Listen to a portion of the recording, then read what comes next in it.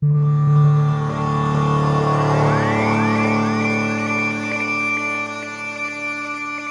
qui est important, c'est que y a une tendance qui se dessine aux tractations et même aux alliances éventuelles contre nature.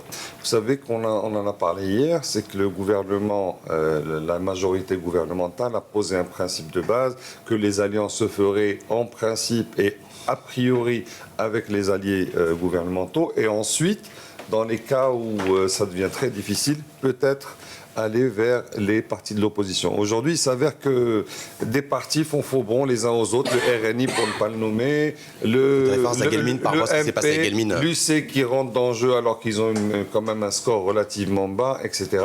Donc aujourd'hui, on va se retrouver dans des configurations d'abord contre nature probablement, mais en plus, ce qui est plus inquiétant, c'est que les gens, encore une fois, vont être déçus parce que la crédibilisation du politique passe par la mise en place des dirigeants qu'ils auraient élus. Et ce sont les petits calculs politiciens. On parle par exemple de la mairie de Rabat qui a été gagnée, qui devrait être normalement dirigée par le PJD, qui va être dirigée par le RNI et Madame Ben Khadra pour ne pas la nommer. Et Amina Ben Khadra qui serait présidente de région, de la région Rabat. Voilà. Donc ça, c'est des deals qui sont en train d'être faits. Je te donne Sous Massadra pour peut-être le PPS contre une autre pour un autre, etc. Donc ce sont des choses qui vont laisser un petit goût mi-amer aux électeurs par la suite. Avec le risque du tous pourri qui réémerge. Non, mais en même temps, ça donne un certain équilibre entre les mairies et les régions. Voilà, c'est pour ça que je voulais voir aussi un petit peu est-ce que ce qui se passe aujourd'hui, Saladin Abira, enseignant-chercheur et vice-président de Tizi, est-ce que ce qui se passe aujourd'hui au lendemain des élections, c'est des deals en fait et des sur fond d'alliances de nature ou contre nature entre les communales et les régionales. On essaie d'équilibrer et donner un petit peu à manger à tout le monde. Exactement. La Chine, ça rappelle en fait justement les tractations au moment de la nomination du gouvernement de M. Ben Khélan, où le PJD va être ramené à faire plus de concessions que les autres pour garder sa coalition et surtout avoir la caution un peu moderniste du PPS et aussi l'assurance du RNI, donc vu un peu sa légitimité, ses relations auprès du Mkhzen. Donc forcément... Ses relations auprès du... Ouais, voilà. Le MPF, relations auprès du Mkhzen, voilà. On sait bien que le RNI... C'est-à-dire quoi? Ça veut dire qu'il y a des coups de fil qui fonctionnent, c'est les anciennes méthodes? J'ai pas dit ça. J'ai pas dit ça. Allez-y. Quand on voit, par exemple, le RNI, où pas mal de ministres ont été, par exemple, nommés donc, sous la couleur de ce parti-là et qui figuraient même pas avant, donc pour permettre justement de faire avancer les choses, ce qui est une bonne chose en soi. Donc forcément, ça dépendra du capacité de M. Ben Khélan à convaincre ses bases, parce qu'il y a des bases qui veulent justement aller dans le sens des majorités confortables remportées à l'Imaskadi, le Malik pour Rabat, ou justement le PJD à une majorité confortable. Donc la capacité de Ben Khélan de concilier entre ses bases et entre la pression de ses alliés et principalement le RNI qui est le plus gourmand des deux. Ça veut dire quoi, Saladin Abira? Selon vous, le PJD est prêt à concéder des régions, mais pas des communes? Non, est-ce que c'est ça que l'actualité aujourd'hui? Le jeu est global. Ça veut dire que pour garder des régions, peut-être qu'ils vont concéder des communes. Et a priori, la position d'Abdallah Ben Khéran, c'est je suis prêt, entre guillemets, à céder des régions, mais en tout cas, je ne céderai pas des communes, et surtout les communes où je suis arrivé largement en tête. Ouais, mais justement, il faut aussi comprendre le rôle des régions qui est central. En fait, la région, c'est elle qui gère toute la partie politique économique, qui gère toute la partie en fait négociation de ressources financières, et donc ça reste quelque chose de très important. Et aussi pour éviter qu'on ait un système qui marche pas bien avec des régions gérées par l'opposition et des mairies, surtout dans les principales de blocage au niveau de la gouvernance, surtout dans les grandes villes. Hassan Alaoui. Simplement, juste pour les auditrices et les auditeurs, le parti Justice et Développement est arrivé en tête dans 5 régions. Casablanca, Fès Meknes, Sousse, Massa, Rabat et Dra Tafilet. Est-ce que là-dessus, vous pensez, vous considérez qu'ils vont gouverner ces 5 régions-là ou pas? Au moins, ne serait-ce que dans les régions où ils sont arrivés en tête. Bon, moi, d'abord, il y a un terme que je conteste à mon ami, c'est le terme de Mkhzen. C'est un peu la presse occidentale, la presse européenne qui emploie ce mot, qui n'est pas en fait qui ne traduit rien de réel, parce que les élections ont été, dans leur processus, dans leur organisation, dans leur déroulement, se sont déroulées vraiment dans la norme cette fois-ci. J'ai pas dit ça, c'est Hassan. Ah non, mais je veux pas polémiquer. Non, il faut être clair sur la chose. J'ai pas dit que le Khazan a intervenu. J'ai dit que c'est un parti qui rassure par ses élites, qui rassure par leur proximité, par leur expérience. C'est ce que j'ai dit. J'ai parlé de RNI qui est un parti central. Allons-y. Ne me faites pas dire ce que j'ai pas dit, Hassan. D'accord. Allez-y, Hassan. Simplement, ma question, je répète peut-être ma question. Hassan Alaoui, le parti Justice et Développement est arrivé en tête dans 5 régions. Casablanca, Fès Meknès, Souss Massa, Rabat et Dra Tafilet. Est-ce que là-dessus, le PJD, vous considérez qu'il va gérer et assurer la présidence de ces régions-là ou pas? C'est là le problème, parce que rien n'a été proclamé officiellement. C'est ce que je venais de dire tout à l'heure. Nous en sommes là au stade de la rumeur. La rumeur ne veut rien dire. Hier soir, on apprenait encore que le PJD ne voulait garder que 3 villes des 5. C'est-à-dire, il veut conserver Tanger, Fès et Marrakech. Or, il est prêt à céder Casablanca? Il serait. Moi, j'utilise le conditionnel parce que là encore, il n'y a rien d'officiel. Quand vous dites ça, parce que je pense qu'il fallait peut-être pousser l'analyse, je vais me permettre cela. Ça veut dire quoi? Ça veut dire que le PJD a peur de gouverner Casablanca, le PJD, la ville de Casablanca, le PJD, il y a des pressions pour que le parti Justice et Développement n'assure pas la présidence de la commune de Casablanca? Non. Ou c'est simplement des calculs du PJD? Viennent de dire mes amis, là, il y a peut-être un processus de tractation.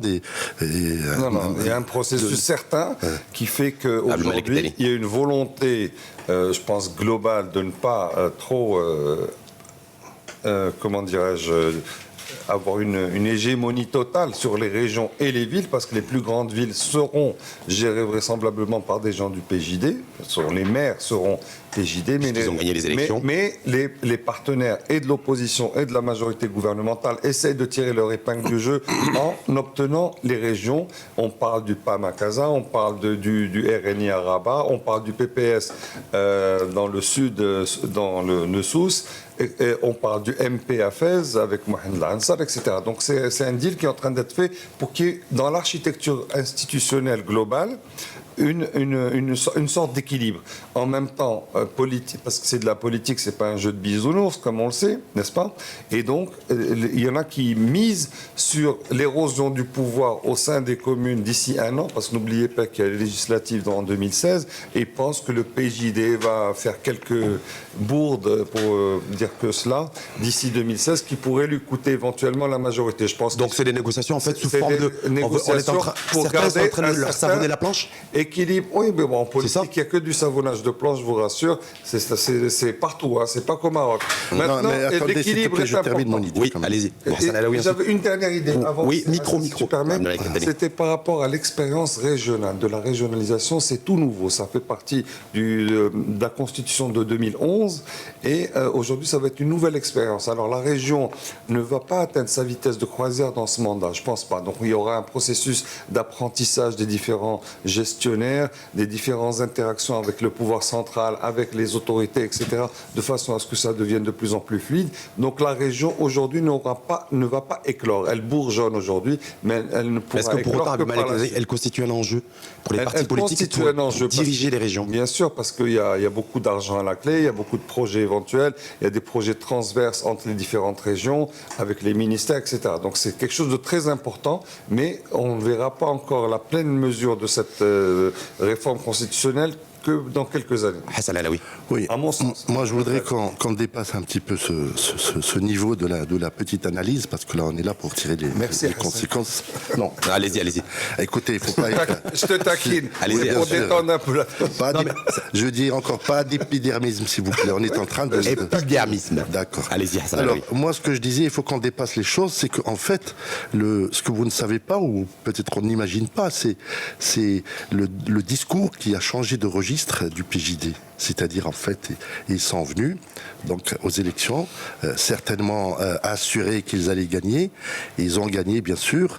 Et puis, ils se sont tus. La rumeur a repris ses droits. Puis, on a commencé à voir, à partir de lundi, émerger des petites idées sur les régions, sur les communes, sur les tractations. Restons sur les régions oui, pour aujourd'hui. Aujourd'hui, la région, il faut savoir que la région, c'est important.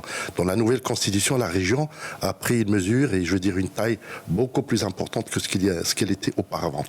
Autrement dit, en termes, comme dit mon ami, en termes de budget, c'est pas la même chose qu'un président de commune ou président de région. Le président de commune, il a mettons Kazakh par exemple, il a, je sais pas moi, 2 ou 3 milliards à gérer. Mais le président de la région, il a 40 milliards, certainement. Donc c'est important. Et l'homme... Pour Casablanca, parce que c'est pas vrai, c'est pas une réalité pour les autres régions du pays. Hein. Oui, pour Casablanca. Ça loge à la même enseigne. Et donc, celui qui va gérer Casablanca, c'est certainement pas celui qui gérera, la ville. C'est autre chose. Mais juste, Hassan Alaoui, qui, selon vous, pourrait gérer la présidence de la région de Casablanca, sachant que, le Parti Justice et Développement est arrivé en tête et qu'il est talonné par le PAM. Oui. Et que si on additionne tous les chiffres des partis, des alliés du PJD, il n'y a pas de majorité suffisante pour pouvoir assurer la présidence de la région de Casablanca. Mais l'histoire, c'est que justement, en ce qui concerne Casablanca en particulier, le PJD, il garde un mutisme qui est étrange. Il assiste à une espèce de scène, de bagarre, enfin, entre les autres formations, entre les partis, et tu me confirmeras. Et de toute façon, il a ce qu'on appelle un petit peu la force de frappe sous la main. C'est normal, ça, après tout, c'est la politique. Ils sont obligés de s'allier. Oui. Ils vont devoir faire des alliances avec les autres, non? Oui. C'est certain qu'ils vont faire des concessions. Alors moi, je ne suis pas d'accord avec ce que majoritaire, par exemple, je ne suis pas d'accord. Ils vont dire, bon, ok, pardonnez-moi. Étant donné que vous avez été ailleurs, là, on vous donne la présidence. Mais là, vous prenez... D'emblée, je ne suis pas d'accord avec ce que dit mon ami Malek, que peut-être ce serait le PAM qui pourrait prendre... C'est ce qui a été dit. Voilà, donc on en est au stade de la rumeur, et il faut absolument s'écarter de la rumeur, parce que là, il n'y a aucun indice tangible sur ce qui pourrait se passer aujourd'hui. En fait, sur Casablanca, il y a un arbitrage qui se fera par l'Union constitutionnelle, parce que la majorité, donc si on se tient au sens normal de la majorité constituée du MP, du RNI, du PPS et du PJD, il leur manque un siège. L'Union constitutionnelle a 4 sièges. L'Union constitutionnelle a certaines communes où il a besoin de l'appui du PJD pour maintenir certains fiefs qui seront des bastions pour justement avoir des voix et pouvoir agir. Et préparer les législatives en 2016. Il ne faut pas oublier. Et il y a aussi peut-être l'envie de l'Union constitutionnelle de rentrer dans le prochain gouvernement s'il se fait dans des projections. Oui, mais l'Union constitutionnelle était dans la trappe. Elle était dans la trappe. Pourquoi maintenant elle surgit comme ça tout de suite, comme une machine? Parce qu'elle a ses 4... Je termine. Allez-y. Elle a 4 jokers, elle a. Ça les exactement. Donc il y a cet arbitrage qui est en train de se faire. Il ne faut pas oublier la Chambre des conseillers qui va justement dépendre aussi de cette configuration communale. Et il y a aussi des tractations communales et régionales. Il y a aussi des tractations sur la présidence. Et on commence à sortir le Bakori de la région pour le mettre à la présidence de la Chambre des conseillers. Tout ça, c'est de la justement, voilà, oui. pour laisser la région peut-être à un représentant du RNI, ou même on commence à encore parler de relève du pays. Donc il y a toujours c'est des spéculations, mais ce qu'il faut retenir de ces élections, de ces négociations, c'est qu'il n'y a plus de sens de majorité ni d'opposition. Dans le sens, on a vu un renversement du PJD à Arsal Kbir, où justement le MP s'est constitué avec le RNI, se sont mis avec le PAM pour avoir une majorité contre le PJD. C'est très bien que vous dites ça, parce que vous avez préparé une transition. Hassan Alaoui, Abdelmalek Kettani, ensuite Hassan Alaoui. Abdelmalek Kettani par rapport à celles et ceux qui nous écoutent, ou même ceux qui ne nous écoutent pas et qui sont citoyens, qui nous écoutent et qui nous ont écoutés depuis un petit quart d'heure, est-ce qu'ils y voient clair? Non. Est-ce que c'est normal? Est-ce que c'est normal? Nous, on essaie de décrypter, d'analyser, d'offrir tous les matins, 7h30, 8h15, de décryptage sur l'actualité politique, en l'occurrence sur les résultats des élections et d'aujourd'hui sur les élections régionales, et on n'y voit pas très clair. Ceux qui étaient amis hier se font des petits coups, les ennemis d'hier sont devenus les amis d'aujourd'hui. Est-ce que ça a du sens? Et quand on sait que la politique, c'est avant tout donner du sens. Alors, je vous rassure tout de suite, nous qui sommes supposés être très près de l'action ou suivre un petit peu de plus près ces activités-là, nous n'y voyons pas clair. A fortiori, le citoyen lambda qui essaie d'écouter la radio tout 45 minutes. Et qui a voté vendredi dernier. Alors, qui a voté parce que l'architecture... Ou qui n'a pas voté, parce qu'il y en a pratiquement un sur deux qui n'a pas voté. Sur deux qui n'a pas voté, parce que le mode de scrutin, enfin, les négociations indirectes qui sortent le président et le bureau des régions et des communes, elle est comme ça. Maintenant, c'est les partis partis eux-mêmes qui aujourd'hui jouent avec ce système, qui devrait essayer de faire changer le mode scrutin. Mais encore une fois, avec le mode de scrutin que nous avons aujourd'hui, nous n'avons que 53 ou 54% de participants. Alors si on fait un scrutin à 2 tours, ça devient très compliqué. Et à mon avis, on ne va pas y arriver. C'est un pis-aller. Donc cette façon de faire, c'est pas idéal parce que ça ouvre la voie à toutes les tractations possibles, imaginables. Sur le point de la logique politique, et il faut dire qu'il y a une seule réponse, c'est qu'il n'y en a pas. En vérité, ce n'est pas un pis-aller, c'est une impasse morale. Je vais vous raconter, par exemple, hier ou avant-hier, le marchandage un petit peu qui est arrivé, je veux dire, qui s'est produit comme une scène incroyable à Guelmim. C'est que les gens, les alliés de Mme Bouaïda, n'est-ce pas, qui ont donc été devenus, comme dit Lino, des transfuges, eh ben, il paraît qu'ils auraient été monnayés. Et la somme, elle est considérable. On m'a parlé hier, correspondant à Agadir, qui m'a parlé de 5 millions de dirhams chaque voix, qui s'est vendu comme ça. Alors, pour la présidence de la région. 5 millions de dirhams. C'est une révélation. Vous ouvrez les guillemets ou pas? Moi, j'ouvre les guillemets, mais je crois, parce que le monsieur qui m'a dit ça, il est à la source, il est là-bas. Donc, il a vu un petit peu ce qui s'est passé. Et moi, ça ne m'étonne pas, parce que de toute façon, la tradition des marchandages, du mercato, comme on dit, tout ça, ça ne date pas d'aujourd'hui, ça ne finira jamais.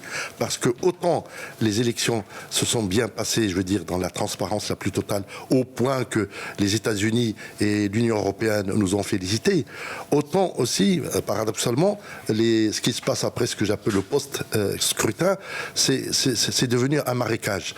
Et je suis franchement attristé parce que là, c'est complètement faussé un petit peu les espérances démocratiques du peuple. Un marécage avec beaucoup de génie, de mauvais génie et beaucoup de crocodiles. Cela s'explique facilement. On sait bien que les partis comptent énormément sur les notables.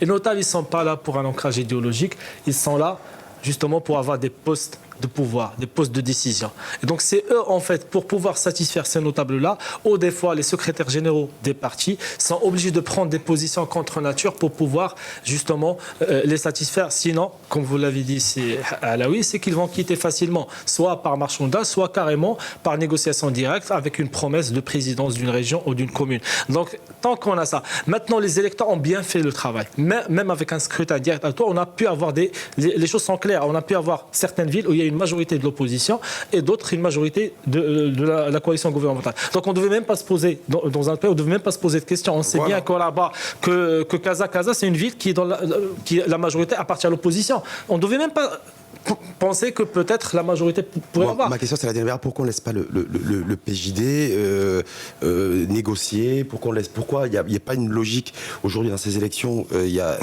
transparence. On voit effectivement, pour une fois, je crois que c'est la première fois dans l'histoire politique du Maroc, je parle sur le couvert de Hassan Alaoui, il y a un parti qui dégage des majorités. Je rappelle qu'au niveau des régionales, le parti Justice et Développement a remporté 5 régions et il est arrivé second dans 4 régions. Donc c'est-à-dire que sur 9 régions sur 12, quand il n'est pas premier, il est second. Il faut faire un amendement, Rachid. Il faut faire un amendement de la loi et de dire que voilà, comme on a fait pour le gouvernement, le Premier ministre sera donc nommé du parti qui est arrivé au premier aux élections. Là, on a ouvert le champ aux 5 premiers. Donc déjà, c'est une ouverture quelque part à aller chercher pourquoi on l'a fait. C'est justement, ça encourage ce type de tractation. Si on n'avait pas fait ça au niveau de la loi sur la région, eh ben, on n'aurait même pas à discuter. C'est que le président sera connu d'avance par le parti qui a remporté le maximum de sièges et qui va négocier une majorité. On va continuer sur cette idée. Hassan Alaoui, est-ce que vous partagez le point de vue de Saladin Lamira qui nous dit en fait, pour les élections communales et les élections régionales, il faudrait aussi adopter les mêmes règles du jeu, entre guillemets, que pour les élections législatives, à savoir que le parti qui arrive en tête, c'est logique que c'est lui qui constitue son alliance, tant à la tête des communes qu'à la tête des régions. Non, pas du tout. Je ne suis pas d'accord parce que la région, aujourd'hui, la région, elle a son propre poids. Et toutes ces élections, ce scrutin qui a été réformé,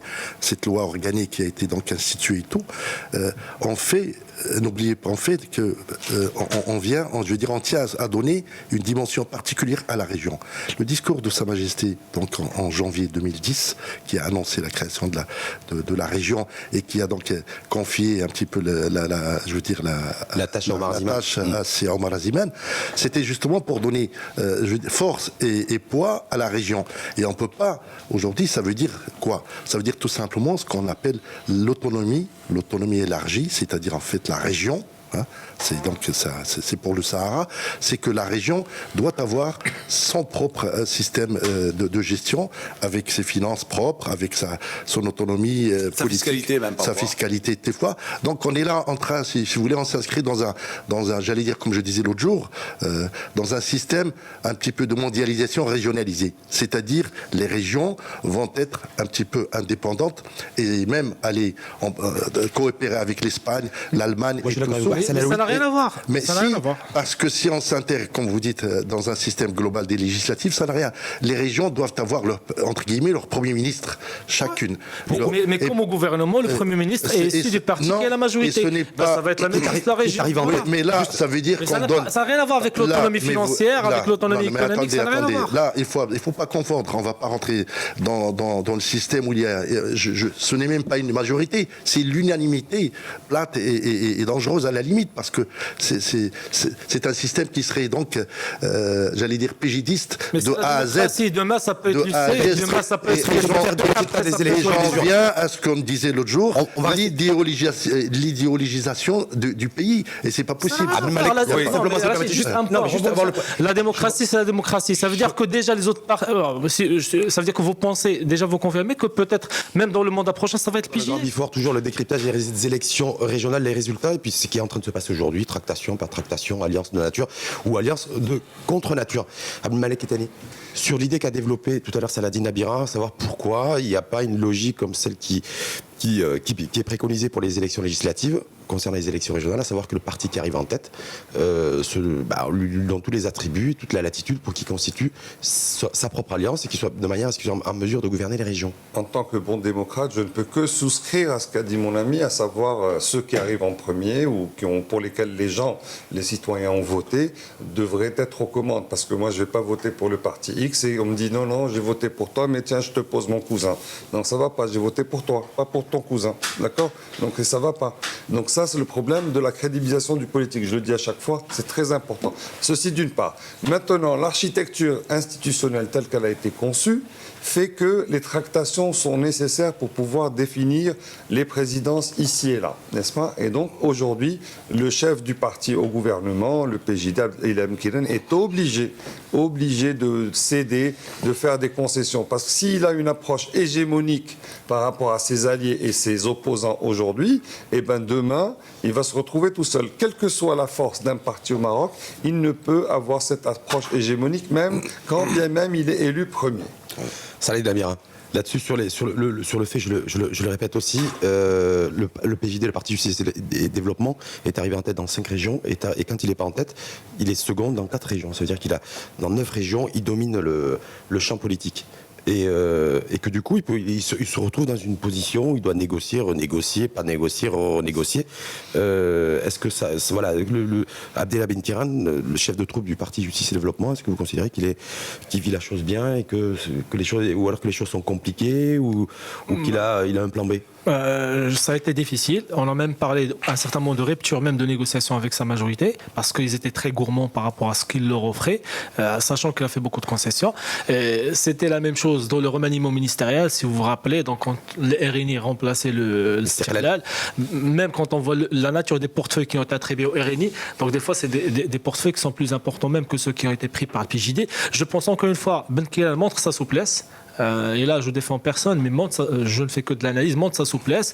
Mais quand vous avez des alliances contre nature, on ne peut s'attendre que des choses comme ça. Donc, c'est des alliances, en fait, qui répondent plus à une logique arithmétique qu'à autre chose. Maintenant, voilà, pour compléter ce que j'ai dit, pour que la loi soit parfaite, c'est que non seulement on donne la possibilité, bien sûr, avec un délai, parce que s'il n'arrive pas à tenir une coalition ou une majorité dans un délai, le second pourrait prendre le relais. Mais là aussi, le cas des transfuges de Gulmim, on devrait interdire ça. On ne peut pas accepter dans un pays démocratique que quelqu'un soit élu sous la bannière d'un parti et une semaine après change de couleur. C'est une trahison totale de ses élus, c'est une trahison totale de la démocratie. Ça veut dire que la loi, déjà, le débat doit être lancé sur un certain nombre d'amendements qui permettraient en fait de... Deuxième région que je voudrais mettre aussi en relief, après celle de Casablanca, parce que je rappelle qu'il y a 12 régions dans le pays, c'est celle de Rabat. Rabat, où le Parti Justice et Développement est également arrivé en tête.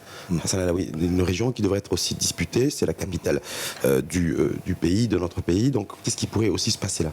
Est-ce que si le PJD, je lâche Casablanca, mais je lâche pas Rabat, ou je prends Rabat, je lâche pas Casablanca? Est-ce que les choses se présentent ainsi? Non, moi je suis absolument, comment dirais-je, très prudent par rapport à ce que vous êtes en train de dire, parce qu'il n'y a pas de déclaration officielle. Et mon travail, notre travail à tous ici, c'est de nous en tenir justement aux propos. Mais il n'y a pas eu de propos. Tout ce qu'on est en train de dire, c'est simplement des spéculations, des tourmentes, finalement. Ce qu'il faut voir, c'est que la victoire du PJD, certes, elle est assurée, elle a été saluée. Mais moi, je dis personnellement que heureusement qu'il y a eu le PAM. Je ne suis pas du tout en train de prendre parti, rassure-toi. Là. Et heureusement qu'il y a eu le PAM, parce que les autres, si on restait dans le schéma PJD confronté aux autres 4 partis, je veux dire le RNI, le l'UC, etc., eh ben on serait ramené à une peau de chagrin. Le PAM est venu quand même, il a fait du remplissage, je veux dire, il a constitué une force de réponse terrible, parce que les gens ne sont pas partis voter à Casablanca, je vous le disais hier. Ben, les absents toujours tort. Hein. Oui, c'est ça. Hassan, les absents toujours tort. Mais j'en conviens, laissez-moi terminer. Oui, s'il vous plaît. L'élite d'Enfa, n'est-ce pas, ceux qui fréquentent, pardonne-moi mon cher ami, ceux qui fréquentent le golf et tout ça, ils ont voté PJD. Et à Riyad aussi, ils ont voté PJD. Pour sanctionner. À Riyad, ils ont voté PJD, à Rabat aussi. Pour sanctionner, oui. Et pas, j'ai dit tout pour, je veux dire, sans réflexion peut-être, sans conséquence, ils ont voté PJD. Donc, s'il n'y avait pas le PAM... Qui te fait dire ça? Mais parce que c'est clair... Qui te dit qu'ils ne sont pas convaincus? Comment?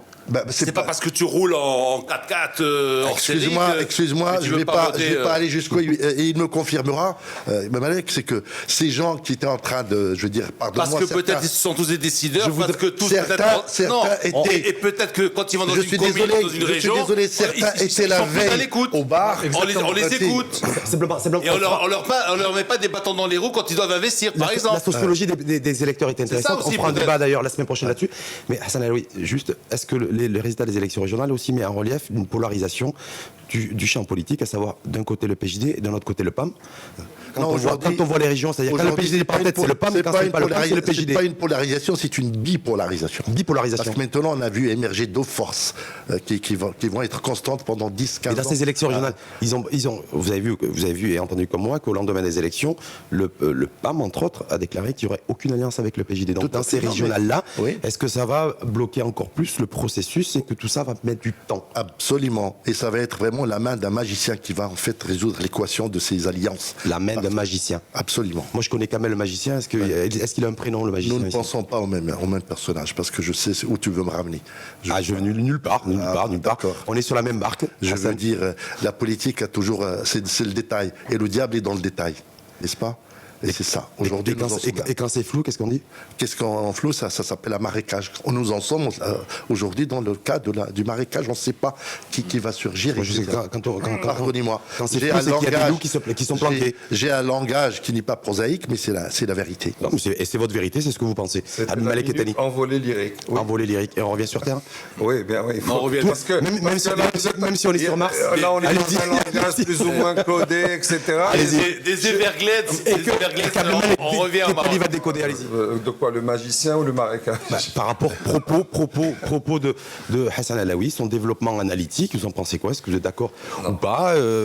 Bipolarisation, est-ce que le fait qu'il y ait PJD, PAM, PJD, qui soit majoritairement en tête dans les différentes régions, est-ce que ça va bloquer encore plus le processus et qu'il pourrait y avoir une magie? On sort je sais pas, quelque chose du chapeau.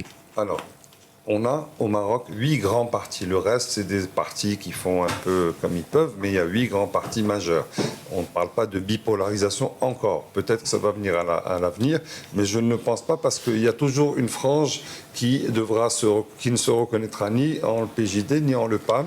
Et donc, c'est tout ce qui s'appelle la gauche, ou ce qu'il en reste. Et aujourd'hui, c'est un mouvement qui est un petit peu en difficulté, parce que sur le plan mondial, l'idéologie, etc., c'est un peu délité. Mais peut-être que c'est une force qui va revenir et peut-être ça serait une tripolarisation et non pas une bipolarisation. Oui, mais moi, la tripolarisation, je la souhaite, par exemple, avec une gauche fédérée réelle. Tout à fait. Et c'est la seule alternative qui nous restera à l'avenir. Au niveau d'alternative, ça fait 25 ans qu'on milite pour ça.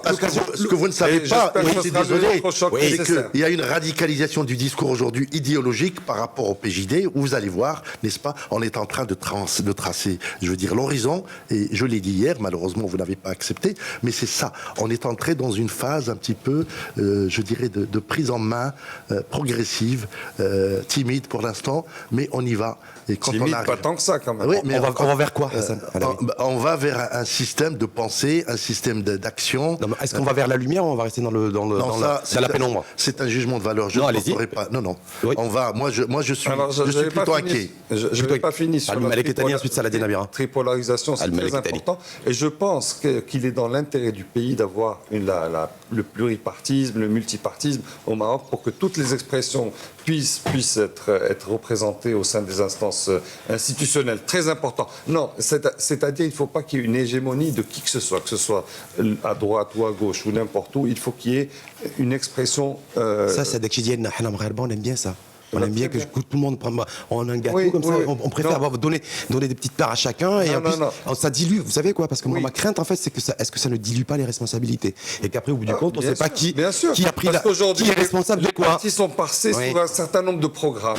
Demain, ils vont faire des alliances avec leurs opposants. Et le plus mauvais dénominateur commun sera des tractations qui feront qu'on ne fera pas grand-chose. Alors, juste pour répondre à ta question, Rachid, moi, ce que j'ai pas envie de voir et ce qui est en train de se passer, c'est qu'on a une polarisation entre le PJD et le tous contre PJD. Alors qu'on a vu des partis comme le PPS, comme le RNI, qui ont exercé le pouvoir à côté du PJD. Ils s'en ont sortis grandis quand on voit le PPS, le poids qu'il a en termes de représentation au gouvernement par rapport à son poids législatif. D'ailleurs, c'est marrant parce qu'il n'a pas trop capitalisé au niveau des élections locales, le PPS. Si, ils ont fait une progression. Ils ont fait une progression. Ils ont même une promesse de gérer des régions. C'est un parti qui n'a pas un appétit de pouvoir très très important. Maintenant, la vraie menace, ça vient pas d'ici, ça vient de l'étranger. La vraie radicalisation, ça vient via Internet, via les réseaux sociaux, via tout ce qu'on voit comme image qui se passe dans le monde arabe. C'est ça ce qui cause la radicalisation. Le centrage. Excusez-moi, je termine mon idée. Radicalisation du langage. Hassan, je vous laisse terminer aujourd'hui.